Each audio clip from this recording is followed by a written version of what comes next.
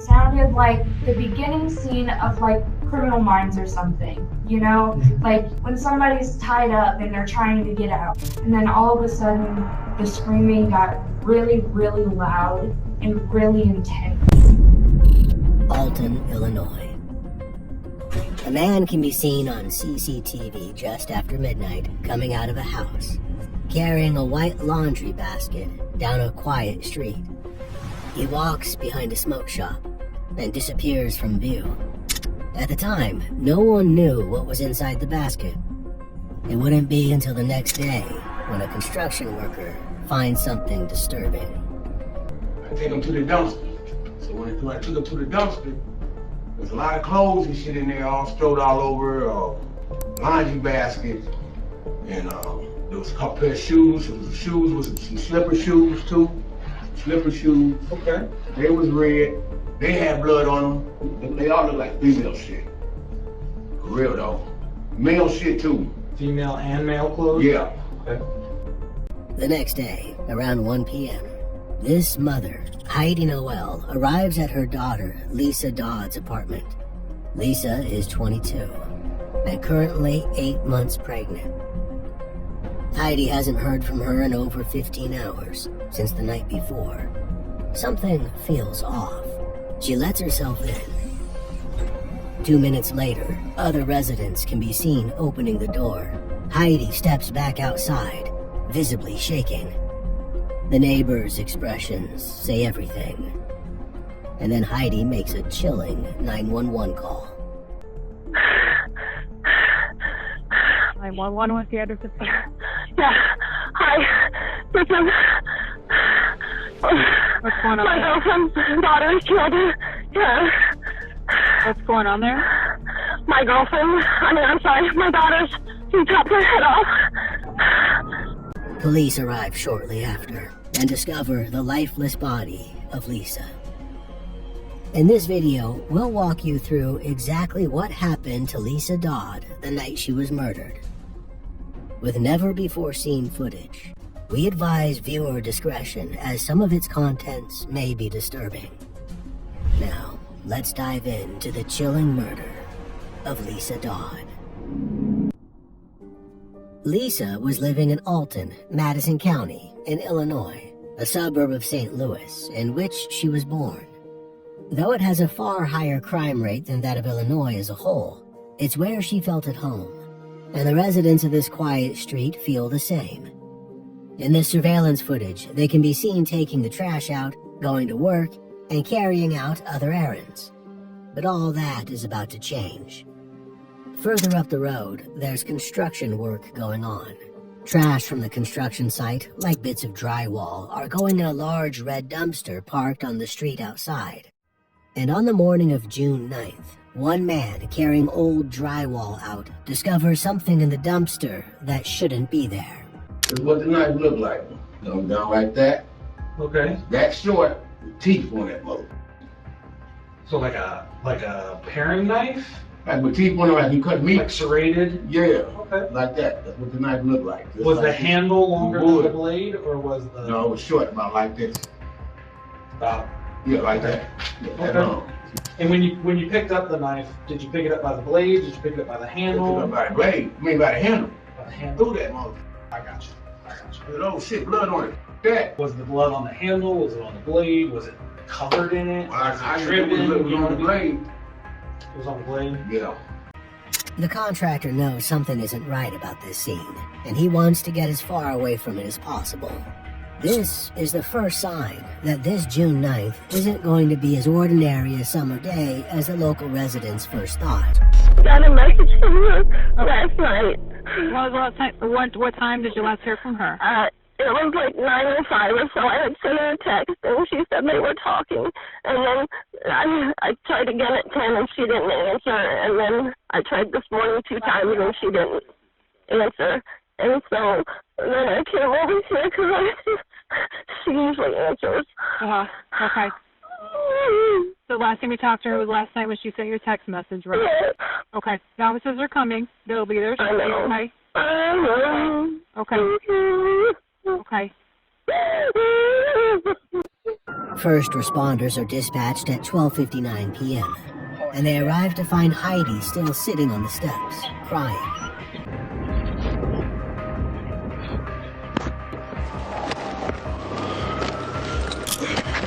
Where we going, huh? Apartment 4. Is anybody else here? No, I didn't see You have a key to get in?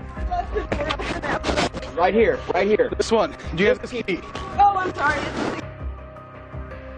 She gives them the code to enter the apartment building, and though they know what they're going to find, it never gets any easier. Evan, watch the rear.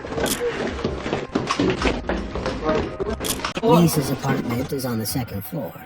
The door is unlocked. They discover her body in her bedroom. At least they think it's her body. Her head appears to be wrapped in a towel like a turban. But underneath the turban, her head is gone. It's been cut off. She wasn't kidding. Can we go sit on these front porch steps, though? Okay. Well, I don't want to bother those people. You know what? I'll tell them. My car. I'll tell them to go away. Okay. It's okay. Well, I just. Sir, apartment 4 upstairs to the right. Oh my God. Here, let's Oh God, Lisa, why didn't you listen? take some big deep breaths for me, okay? And then I touched her, and she was cold, and so then I wanted to make sure that he just strangled her. And then there wasn't a head. Please find her head. No one else is in the apartment. There's no sign of a murder weapon. And there's no sign of Lisa's head either. Her killer must have disposed of it elsewhere. Not only has Lisa been murdered, but her body has been desecrated. And this peaceful neighborhood has been torn apart. They let us know that somebody was found dead next door. To have to lose a child that way, and that baby is an extension of her mother and the rest of her family, so they lost a child as well. They lost 2. So how did we get here? What happened to lead this young woman who had her whole life ahead of her and was soon to be a mother to such a horrible end? To understand how this crime unfolded, we'll need to go back 24 hours. We find Lisa just living her life, looking forward to her future ahead. Here she is on her porch at just before 2 p.m. on June 8th, scrolling on her phone and looking out at the lawn. In 10 hours, she'll be dead. Liese Dodd was born in Alton, Madison County on August 14, 1999. She was a bright and enthusiastic child with a particular love for animals. For her 10th birthday, instead of receiving presents, she opted to organize a fundraiser for Riverbend Humane Society, a local no-kill animal shelter in Jerseyville. She continued to have a caring attitude throughout her teenage years. She graduated from Jersey Community High School in 2017 and started to work at Dairy Queen, where customers remember her as a vibrant and friendly server. But she wasn't just in it because she enjoyed socializing with her customers. She was saving up to realize her ambitions of going into the medical field, like her mom before her. In June 2022, she was also 8 months pregnant. The baby was going to be a girl. I had just sent out invitations prior Saturday for the baby shower. We were just excited and kind of gathering the items you need to have a baby. Lisa hadn't yet decided on a name for her baby. The family were just calling it Baby Bean, and they were looking forward to the birth and everything that would come afterwards. She was just a loving soul, just a beautiful soul. And I just wish she would have known how loved she was. You know, that she wouldn't have ever been alone. She could have gotten out of this relationship and had a full life. Lisa was in an on-again, off-again relationship with a man named DeAndre Holloway, another Illinois native. DeAndre is the same age as Lisa. It's unclear how they met, but they've been seeing each other for a while, nearly 2 years. DeAndre also has some issues. He uses substances, and he's had a difficult home life, according to his half-sister, PJ. How long has he not lived there? He moved out when he was about 18. How old is he now? 21. Okay. Where did he go when he moved out? I'm not sure. Okay. What do you know about DeAndre's life currently, like about like his relationship status and things like that, and his where he lives and things like that? He lives pretty much with everybody. Like, well, he lives with his girlfriend, but like whenever they get into it, like he hops in different people's homes. He's also taken Liese with him on this shiftless lifestyle in the past. At one point, according to her old boss at Dairy Queen, the couple were homeless, living in a tent by Lake Litchfield. I think she was making up a story. Okay. And then she finally did tell me that she had some problems with her boyfriend, was hitting her, and they were actually homeless and were living out at the campground at the lake. At the start of 2022, they'd moved into the apartment building in Alton. But things weren't going well between the couple. She had a lot of personal problems with a boyfriend, a lot of calling off. She had a lot of black eyes when she would come in. When she first started, she would make excuses that her dog had jumped up and hit her and caused her black eyes. She was constantly running late, like for personal reasons. Always something coming up. She had a lot of black eyes, a lot of bruising on her arms, like where you could see, you know, like maybe grabbing. Okay. That kind of thing. Liese's boss once even witnessed one of these altercations. What specifically did you see when the day you actually witnessed her being battered? What did you see? A punch in the face. You saw Mr. Holloway punch her? Face, okay. Yeah. So were they in the car when that happened, or were they outside the car? No, they were in the car, and we have cameras on the back of the building. We actually tried to roll the cameras back, but they're not very good definition, so we weren't able to actually see it. Okay. Yeah. And was he in the driver's seat? Yes, he was. Okay. And did she return to work after that happened? She did. And did you see any? Did she have any visible injuries on that occasion? Her face was red. Okay. And did she say anything, or was she confronted about that? I asked her about it, and she said they had gotten in an argument. Eventually, after the, excuses about, the dog and things like that stopped, she was honest about it and just said that they were always arguing and fighting, and, then they would make up and it would happen again. Okay. Did she, like specifically that day, when she was struck, was there any conversation, like after the fact when she comes back into work about, the police or... I wanted to call the police, and she did not want to do that. Okay. On one occasion, in July 2021, Liese landed in the hospital after DeAndre apparently broke her nose and gave her 2 black eyes. They'd also been seen arguing on the street in the past. And following one such argument, a witness saw DeAndre punching himself in the face, as if to punish himself. It got bad to the extent that in September 2021, she texted her boss. My boyfriend beat me again, and I had to go to my mom's. They're wanting me to stay in a safe place because he's threatened before to harm us.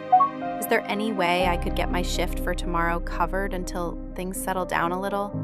I can work the rest of the week. We're just trying to make place to stay safe. This didn't last, however. Liese and DeAndre were back together soon enough. In May, DeAndre introduced Liese to his half-sister, PJ. According to her, DeAndre was the father of Liese's baby. So you can tell she's pregnant? Yes. And I know this is a dumb question. Did he say that it was his? Yes. They both did, yeah. And whenever they fight, what does he do? Like, where does he go? He just takes off, and nobody knows where he goes. Do you know that they fight a lot before? Or? Yeah. How do you know that? He told me. He'd been texting a friend about his poor mental state. On June 5th, just after midnight, he wrote, I feel like it's all the emotions I've ever put to the side just coming out now at once for real. My cup filled up and now it's got to spill over. I don't know how to healthily let out emotions without snapping or crying because I'm too pissed to talk. He also wrote, I've always had to be the man even when I was a kid, and was always put in grown man situations with so much pressure on me, and even to this day still. He sounds like a man close to his breaking point.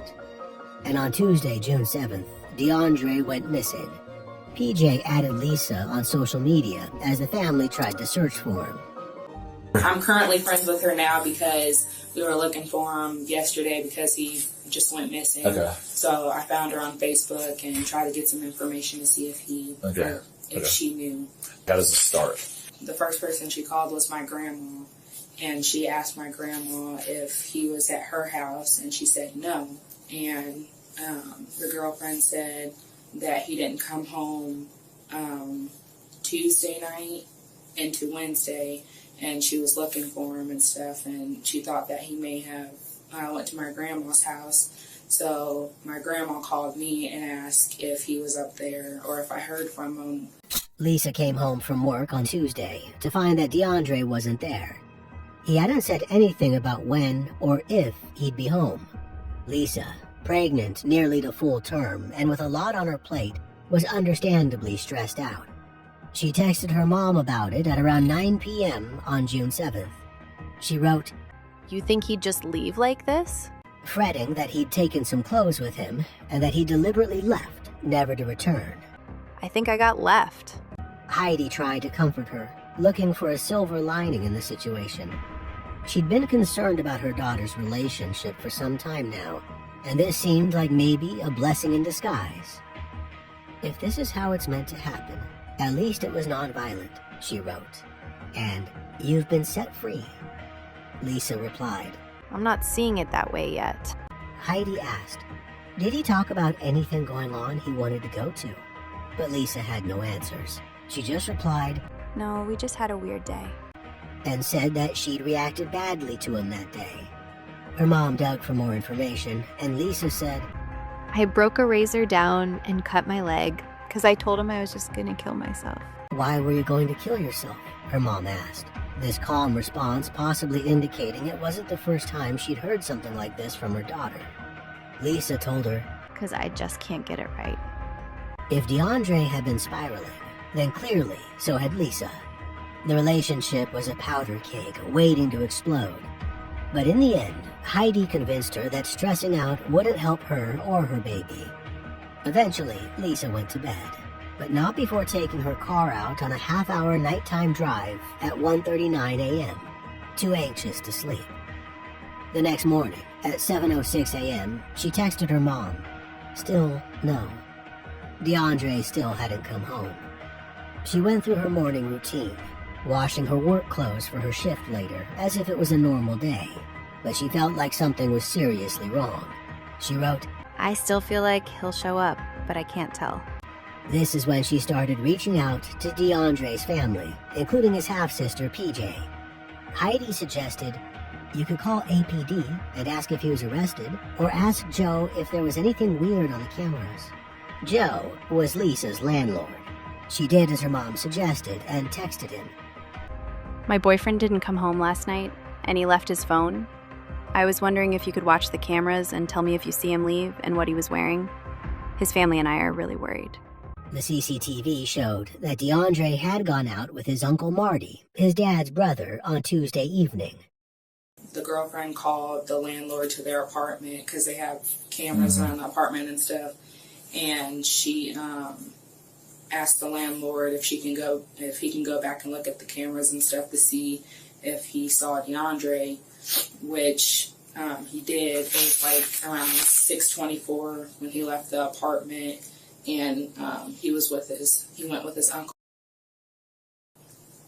that lives in St. Louis. Is everybody relieved at that point, or like?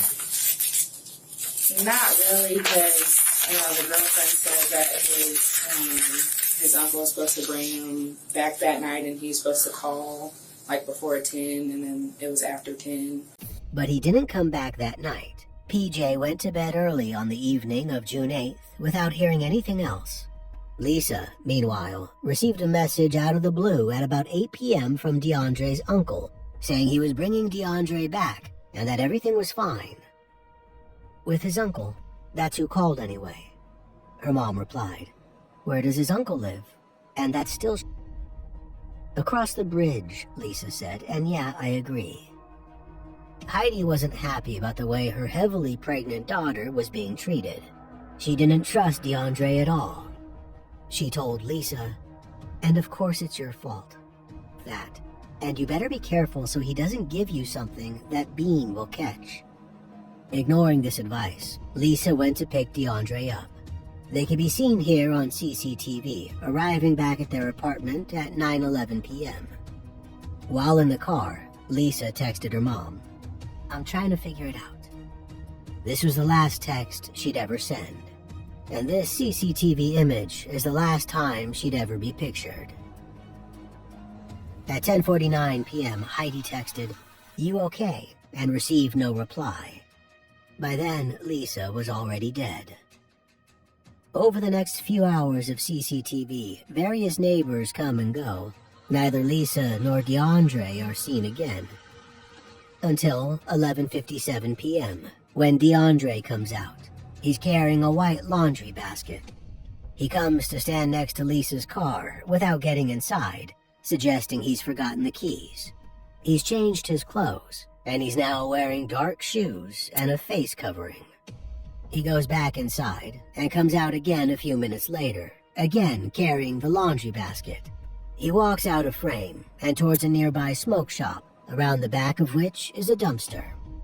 CCTV from a local business displays the rest. At 1 minute past midnight, we can see the white laundry basket being thrown into the dumpster, alongside some clothes. This laundry basket, as the police will later discover, contains Lisa's head. 2 hours later, her car is missing from the parking lot. DeAndre has gone to his mother's house. And then my sister said around 2:30 in the morning that he's like banging on the door and stuff, and he's like pacing and like acting nervous. Where? At my house. This morning? Yeah, this morning at 2:30. PJ finds him in the bathroom at around 10 a.m. the next morning, June 9th. 3 hours before Lisa's mom will discover her daughter's body. I seen my grandma standing in the doorway to the bathroom, and I looked and I'm like, oh, there's Dee. And then he was cutting his hair off and stuff, and I asked him why he was cutting his hair off, and he just said a fresh start. Okay. And what's his demeanor like? He was like nervous, like you can tell he was like really nervous. Just your personal opinion, why do you think he's cutting his hair off? Got in trouble. DeAndre hasn't cut his hair in 2 years, and he's proud of his dreadlocks. Why would he be cutting his hair off, today of all days? He asks his mom if he can take a shower and have some clothes. She gives him a change of clothes, including a pair of gray sweatpants. Clothes that he had on, he took them outside for some reason, and then he set it by the sidewalk, and then he comes back in, and then he was... Did you see him take those clothes off? Yes. So is that why because you said he didn't have a shirt to wear. So when do you see him take the clothes off? He had a hoodie on and some pants, and then he took his shirt off, or his hoodie off when he was cutting his hair, I guess, because it was already off. Mm-hmm. And then he still had the pants on and stuff, and the hoodie was on the bathroom floor. And then that's when he gets out and asks your mom for clothes? Yeah. And then he didn't have a shirt on, obviously? Because he didn't want to put the same clothes back on. Okay, what were those clothes? I know it was a bucket hat. I think it was like blue. You didn't see anything about a hat. He had a hat on? Yeah. Okay. Sorry. It's okay. He had like a bucket hat on. I think it was like blue or something. Anything about the hoodie that you recognize? No. With the shirt he on? No. So when he gets to the shower, those clothes are all in the bathroom? Yeah. And then that's when he gets the gray pants from your mom, and does he ask you for a shirt? No, I just gave him one. Because he knew, yeah. So then what does he do with the clothes? After we got off the shower, he took them outside, put them by the sidewalk where our trash can was, and then he comes back in the house, chats for a little bit and stuff, and then my grandma was cooking breakfast, and she asked him if he wanted a plate, and he said yeah, and then that's when he went back outside, and then I guess the clothes that he had on the sidewalk, he put them in the trash, which they're in there now. PJ was asleep when DeAndre came home that night at around 2:30 a.m., but her sister was awake. She said that when he was banging on the door and stuff, it scared her, and she was asleep in the living room watching Netflix when I sleep, but she was awake. You 4 girls there then? sister, mom, grandma all there overnight? It was me, my mom, sister, grandma, yes. Yeah. She said that she hears like really loud banging and stuff, and then she looks out, and she said she seen D, and then when she opened the door, she looked in the parkway, in the parking lot thing, in our driveway, and then she said that she seen a black car, and his girlfriend drives a black car. It seems strange to DeAndre's family that he showed up driving his girlfriend's car without his girlfriend. And the suspicious signs don't end there. His grandmother notices he's got other items of Lisa's property. He had I don't even know what his girlfriend's name is. Okay. But anyhow, he had gave me her ID in the debit card. Okay. And I said, well, why you got her debit card? Yeah. And license, you know. And I said, now she out there driving, and then she thinks she got her license, and you got it. Then this morning, he gave me 2 keys. Okay. And I said, well, where you get these keys from? And he said he found them on the ground. But he didn't say where he found them on the ground. And I said, well, give it here. I said, then I can get in touch with her. Okay. And you want to put that stuff in there? I'm going to get it back now? This here? Yeah. Is that yours? No, but I'm going to try. I'm going to try to get it to her. Okay, that's what I'll do. I'll take care of it. You sure now? Yeah. The keys too? Yeah. All right. Thank you. All right. Okay. Did he tell you what those keys were for? He just told me he found them. Gave what it to did me. He say to you when you asked him why he had that stuff? He didn't give you an answer? Just look like he's in a daze or something. DeAndre doesn't have an answer as to why he'd have Lisa's possessions. And at around midday, he leaves the house without any real word about where he's going. He said, I'm going to cut some grass. And so she asked him, where was he going to cut grass? And he just said he's going to cut grass. Okay. And he left on foot? He left on foot. It seems like DeAndre has been trying to cover his tracks. He's made himself less recognizable, changing his clothes and throwing them in the garbage. He's been carrying many of Lisa's personal belongings, which he's handed off to his grandmother to get rid of. And he's left Lisa's car parked on the street with a handwritten for sale sign in its window. Now he's taken off on foot. His behavior is making the truth of what happened that fateful night clearer and clearer. A truth that Lisa's mom, it seems, has known all along. She said as much on her call to 911. My daughter's boyfriend killed her. He chopped her head off. Heidi didn't need to catch DeAndre in the act to know what he'd done. Are you outside the apartment right now? Yes, yes. What kind of a weapon does he have?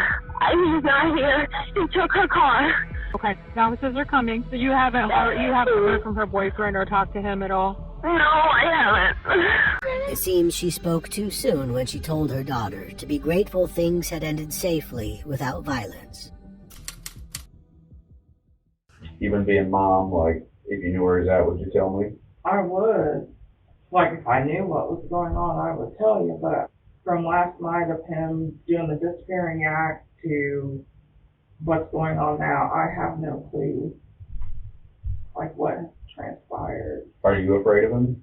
Yeah, I got an order of protection on him. Okay. Yeah. And what prompted you to get that? He was staying with me for a couple days, and he was becoming frightening, like he was going to do something. So I was like, you gotta go.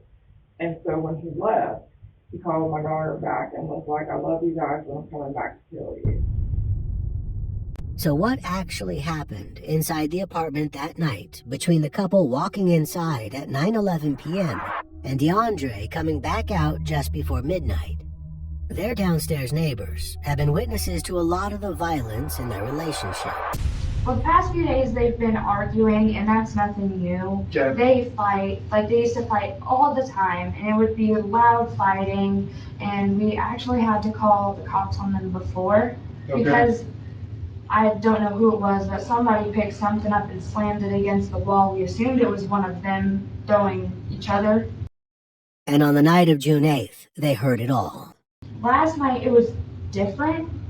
It was like we got home from picking me up from work. I got home from work around 9:30-ish, Okay. and their front door was cracked, which is unusual. They don't. 9:30 p.m. last Yes. night? Okay. They don't usually leave their front door cracked, and it was, and that was a little weird. And I heard like muffled yelling, like not screaming, but yelling in a way, kind of like in pain, like Okay. you just like snipped your finger with a scissor and you had to put some over your mouth so you wouldn't scream too loud. That's what it sounded like. So you said it sounded like muffled screaming? Kind of, but it wasn't too loud. Okay. And then later on, we heard like the apartment shakes a little bit whenever you move too much, and it started shaking. And we're like, okay, they must be fighting or something. And we were gonna wait to see if it got better, or like if it didn't, because we were just gonna go sit outside and wait it out. Yeah. So we didn't have to deal with it. And so whenever that was happening, the apartment was shaking, they were fighting about something, and then all of a sudden the screaming got really, really loud and really intense. And that was, I would say, probably about 9:45, 9:50.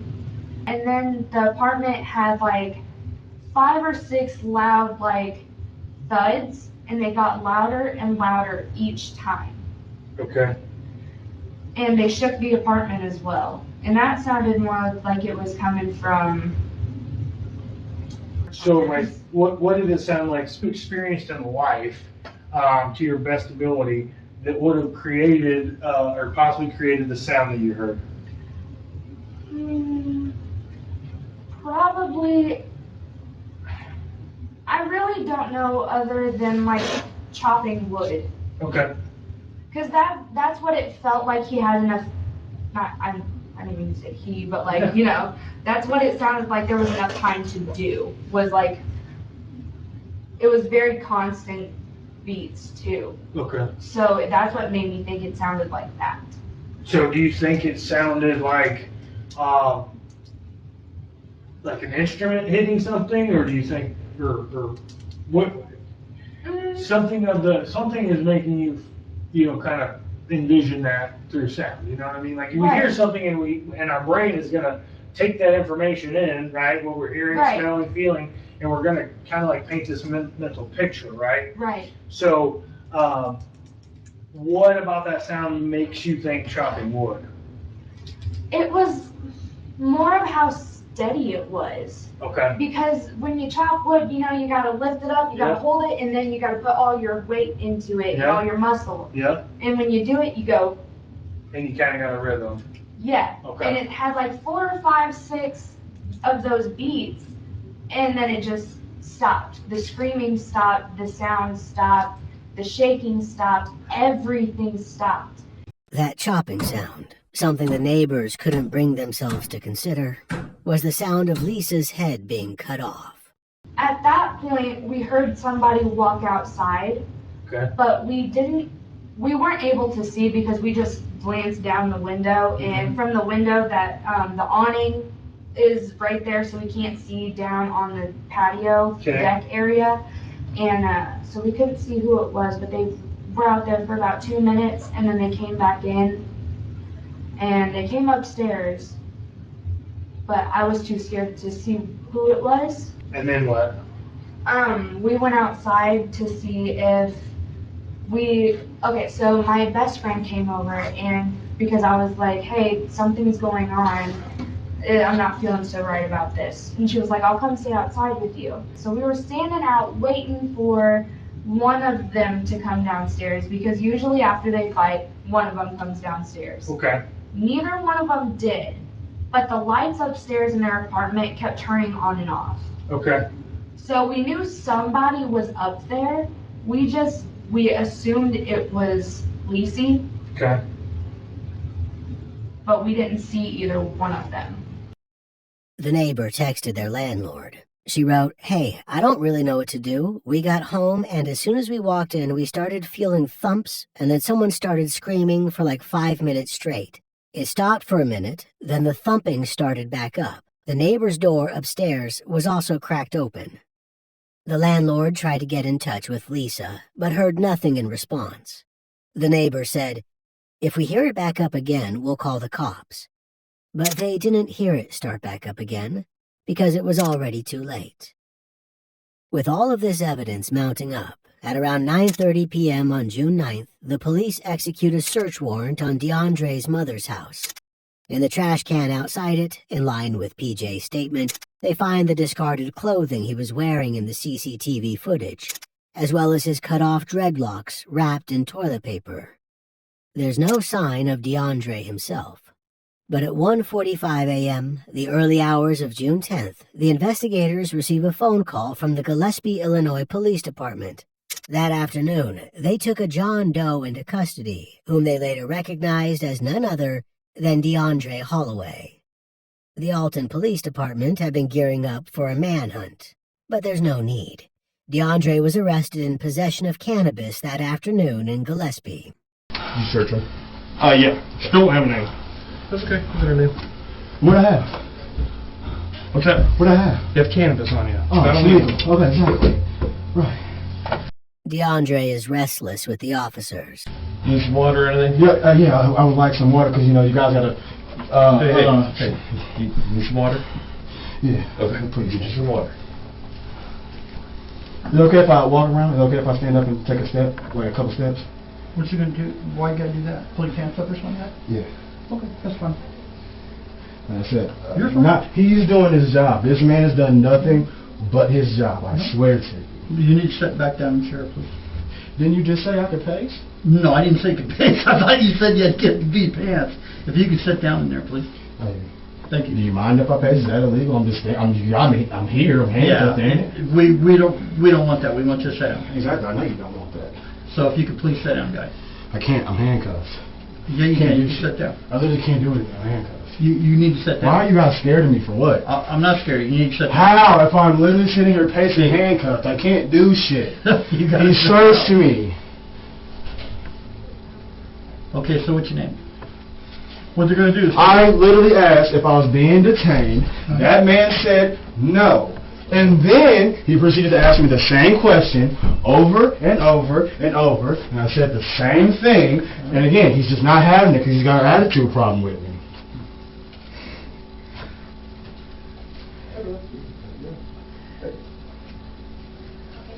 I got an attitude problem too. I know I got one. That's why I'm not sitting down. But you know I can make you sit down, so I'm not. Do it. What did I just say? Do it. Sit me down. I said I could. Do it. I'm not going to do it. Because you're scared. Exactly. I'm handcuffed. Scared for what? Do it. You know, guy, we're not going to get into this. Oh, thank you. I appreciate it. Well, weren't you just being mean to me though? I'm not being mean to you. I said you're pacing back and forth, and you said, well, set me down. And I said I could if I wanted to, but I don't want to. He's behaving manically, pacing, and repeatedly questioning the officers. At one point, he starts to laugh and bang his head against the wall. Don't do that. They just fucking did that to me. Come in here. Don't do that. Do something. That's what I'm saying. Do something. Do something. Don't do that. Don't do that.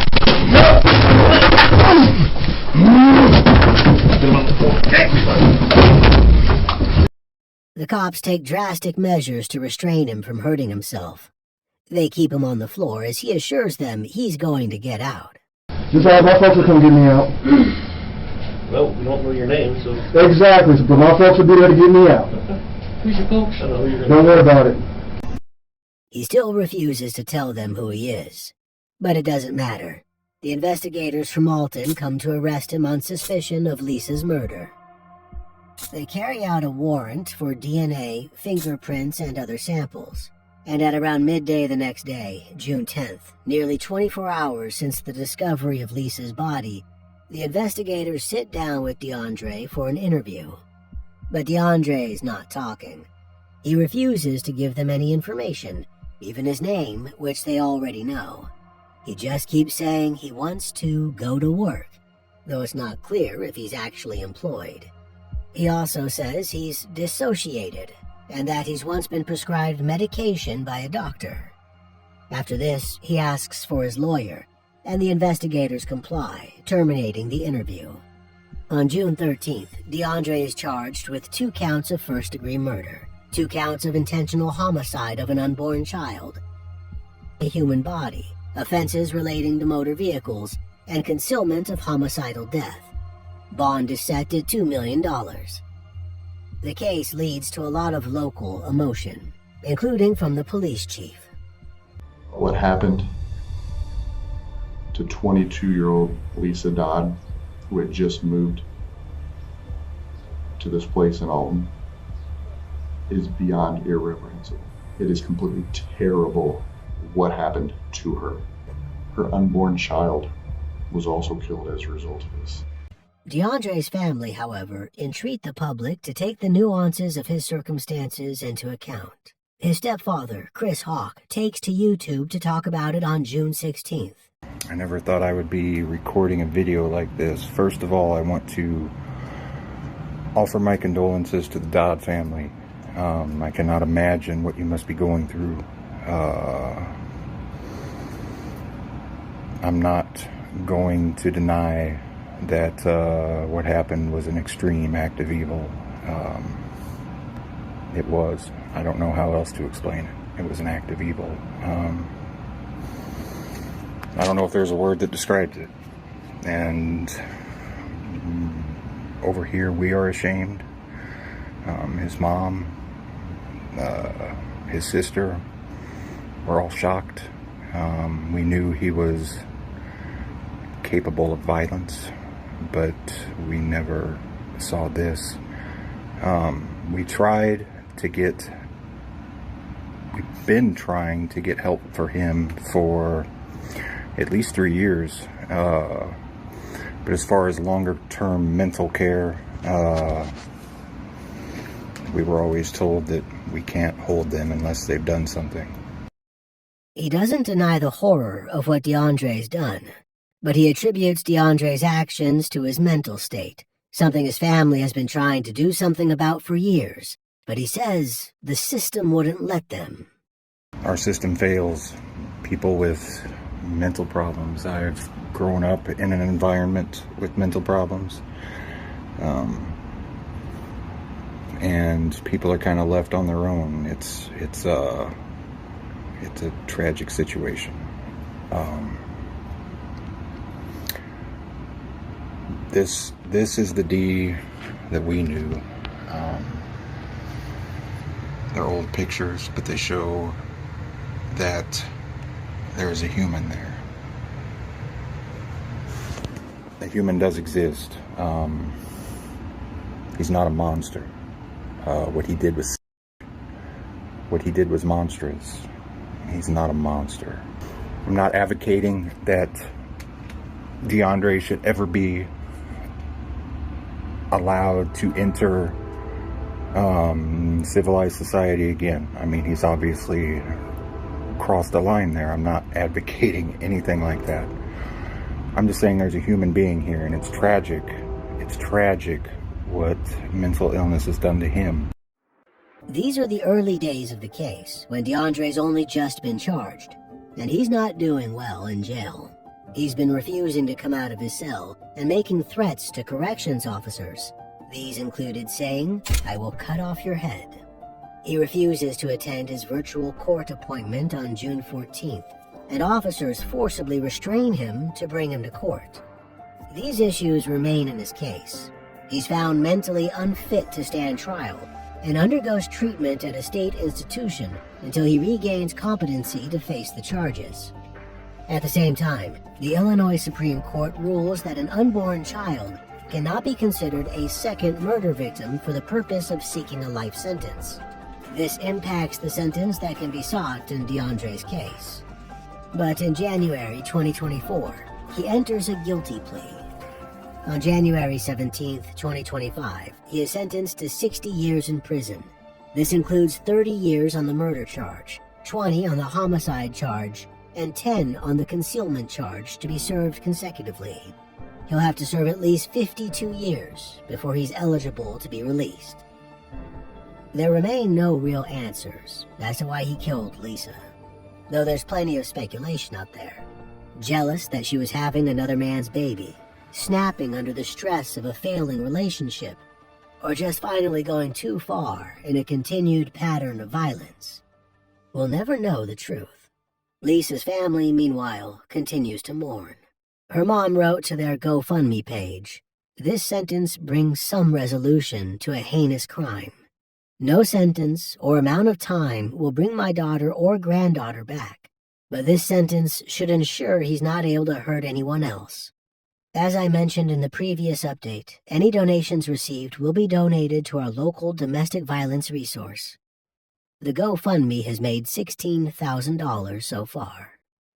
And as we end this story, we leave you with a poem Lisa once shared on her Facebook page. After a while, you learn the subtle difference between holding a hand and chaining a soul. And you learn that love doesn't mean leaning, and company doesn't mean security. And you begin to learn that kisses aren't contracts, and presents aren't promises. And you begin to accept your defeats with your head up and your eyes open, with the grace of a woman, not the grief of a child. And you learn to build all your roads on today, because tomorrow's ground is too uncertain for plans, and futures have a way of falling down in mid-flight. After a while, you learn that even sunshine burns if you get too much, so you plant your own garden and decorate your own soul, instead of waiting for someone to bring you flowers. And you learn that you really can endure, that you really are strong, and you really do have worth. And you learn and learn. With every goodbye, you learn. The end.